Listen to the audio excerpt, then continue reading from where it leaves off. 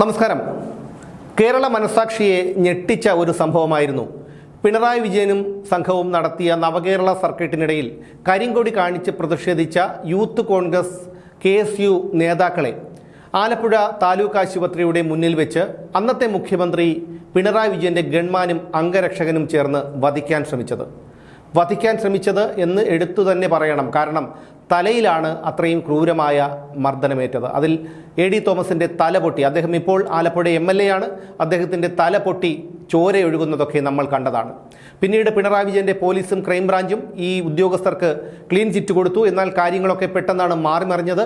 ഇപ്പോൾ പുതിയ UDF സർക്കാർ അധികാരത്തിൽ വന്ന് മണിക്കൂറുകൾക്കുള്ളിൽ തന്നെ അവർ മുമ്പ് പ്രഖ്യാപിച്ചതുപോലെ ഈ കേസിൻ്റെ അന്വേഷണം, അതായത് KSU യൂത്ത് കോൺഗ്രസ് പ്രവർത്തകരെ മുഖ്യമന്ത്രിയുടെ ഗൺമാനും അംഗരക്ഷകനും നേരിട്ടതിൻ്റെ പുനരന്വേഷണം നടത്താനായി തീരുമാനിച്ച് ഉത്തരവിട്ടു. പ്രത്യേക അന്വേഷണ സംഘത്തെ നിയമിച്ചു. 15 ദിവസത്തിനുള്ളിൽ അന്വേഷണ റിപ്പോർട്ട് സമർപ്പിക്കണമെന്ന് പറഞ്ഞു. 15 ദിവസം പോയിട്ട് ഒരാഴ്ച പോലും അന്വേഷണ ഉദ്യോഗസ്ഥർക്ക് വേണ്ടി വന്നില്ല. ഒരാഴ്ചയ്ക്കുള്ളിൽ തന്നെ ഈ ഒരു അന്വേഷണ റിപ്പോർട്ട് പ്രത്യേക അന്വേഷണ സംഘം DGPക്ക് സമർപ്പിച്ചു. ഗുരുതരമായിട്ടുള്ള വകുപ്പുകളൊന്നും ചുമത്തിയിരുന്നില്ല. അതുകൊണ്ട് തന്നെ അവർക്ക് ഒരു ആശ്വാസമുണ്ടായിരുന്നു. പക്ഷേ പിന്നീടാണ് ദൃശ്യങ്ങളുടെയും മറ്റ് മൊഴികളുടെയും ഒക്കെ അടിസ്ഥാനത്തിൽ വധശ്രമം കൂടി ഉൾപ്പെടുത്തി ഗുരുതരമായിട്ടുള്ള വകുപ്പുകൾ ഉൾപ്പെടുത്തി കേസെടുത്തിട്ടുള്ളത്.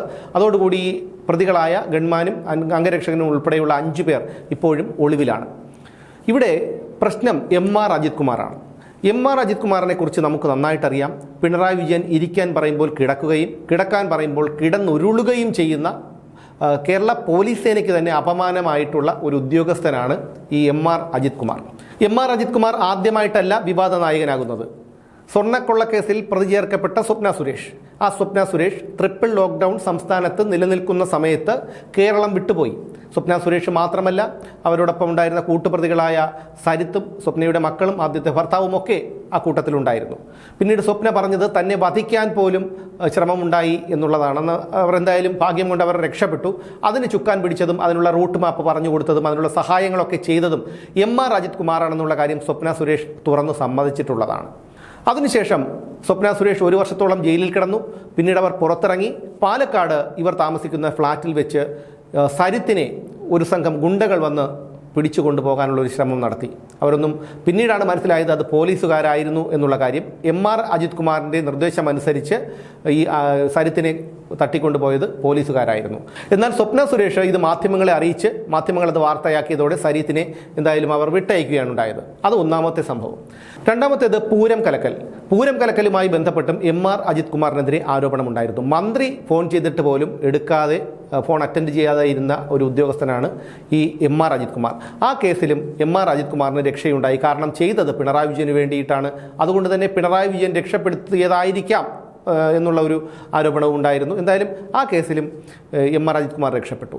പിന്നീടുണ്ടായത് കവടിയാറിൽ കണ്ണായ സ്ഥലത്ത് ഒരു വീട് നിർമ്മിക്കുന്നതാണ്. അനധികൃത സ്വത്ത് സമ്പാദനം.